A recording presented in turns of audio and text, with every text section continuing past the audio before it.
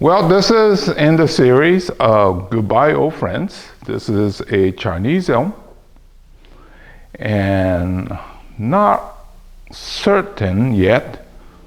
Well, I don't count it certain till I have the money in my hand, but there was somebody that was showing great interest in this, so I thought I'd better get it shaped up and shoot this chapter before it's too late.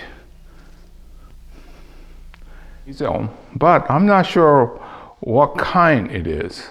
You know, over the course of the last 40, maybe almost 45 years ago, I've been collecting different plants. And in the Chinese elm, there's these subspecies.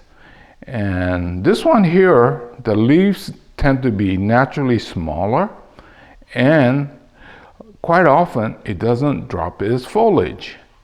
So I'm thinking this is one of those unusual ones that I picked up early in my career and have forgotten what it is.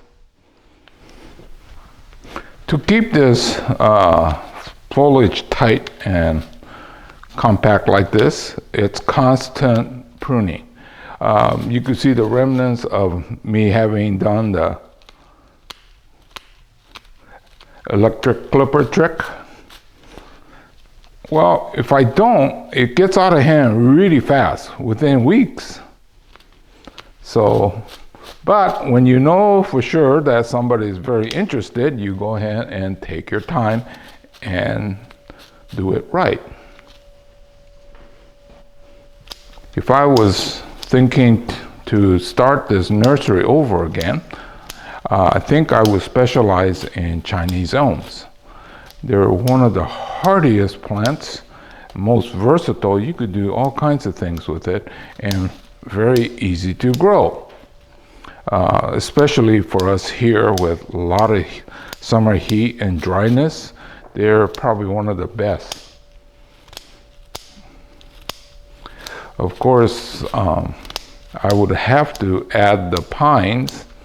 And I think I explained that to you before, is if I have to do the pines because it's in my last name. Matsu, or the Matsuda, is pine. So in my name, it says pine field. But if it wasn't for that, I would just do this elm. It's just a very hardy plant, and it looks nice and relatively easy to maintain. Now this one here, I think in terms of age is relatively young.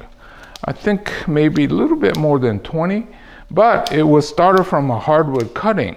So if you started from the normal process, it'll probably take you more than 40 years to get to this point.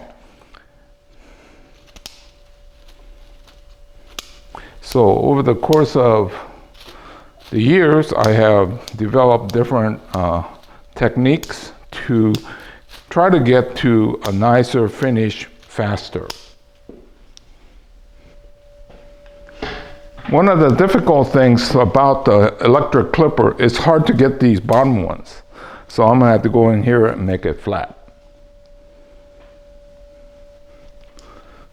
See all these little stringy things that's coming down? I have to get all those so that it's nice and crisp and clean.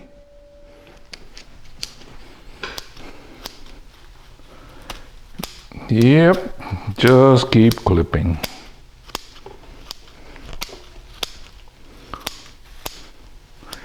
The secret behind having a nice Chinese elm is to keep it in full sun.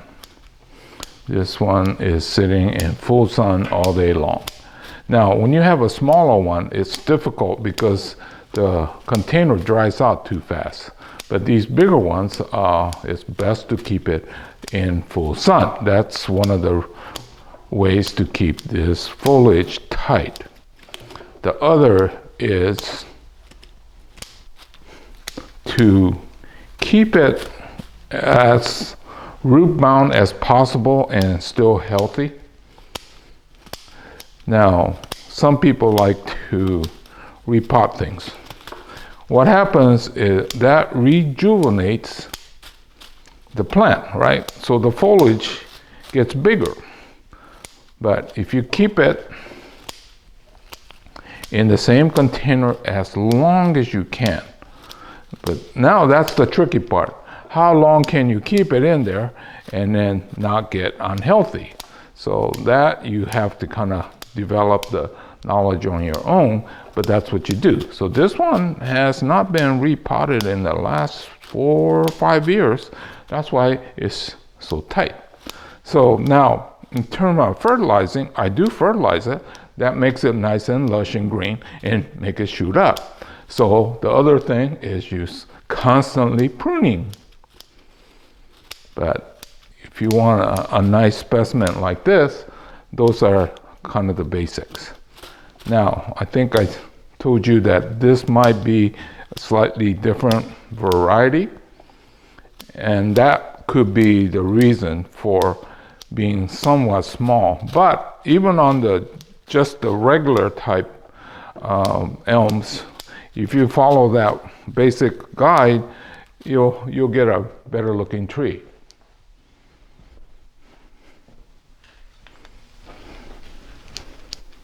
Okay, getting close to the finish. So what I'm trying to do is separate so that there's distinction between the different pads or the branches. And the top just kind of crowned off. Now, the potential buyer, I know him, and he's a very meticulous guy. So knowing him, he'll probably go through even after I get done, and he'll do it to his satisfaction, which doesn't bother me any. Actually, if he was here, I'd make him do this, and then I just shoot the video. But I did want to show you in case that sometimes, we get in this big hurry, and I don't have the time to get the camera out and do a decent job of explaining. So it's not 100% sure yet, but there's a good potential for this to be gone. That's why I'm shooting this. Okay, now technically to do this absolutely perfect, we should be doing this every little cut so that we don't cut any of the leaves. Well, it takes too long. So I've been doing this method. So those of you that have plenty of time and have plenty of patience, even this method is not as great as if you took and cut individually. Being in a round pot, we really don't have an easy to define front. So you guys make up your own mind. I might be somewhere in here. Like I said, this is from a hardwood cutting. And I think a little bit less than 20, possibly a little bit more, or somewhere in that neighborhood. So for something of this size, that's relatively young. But because I used a big wood when I started, so it's quite large.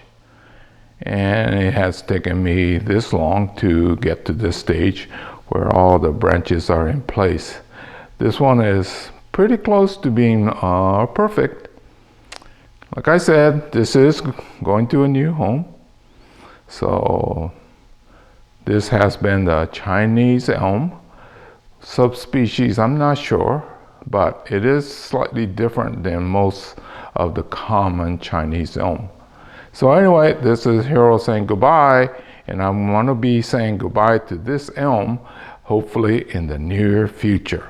So take care, everybody. We'll see you again real soon.